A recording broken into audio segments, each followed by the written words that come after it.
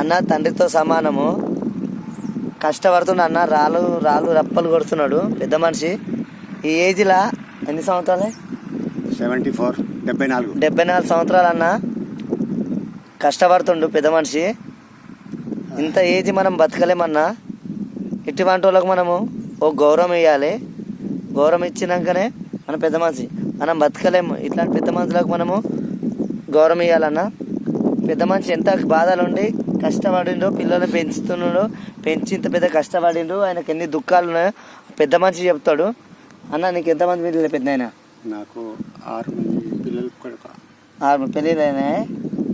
4 అయినాయి. 2 ఉన్నారు ఇంకా. నలుగురు అయినాయి అంటే ఇంక 2 ఉన్నారంట బిడ్డలు. బిడ్డ కొడుకులు.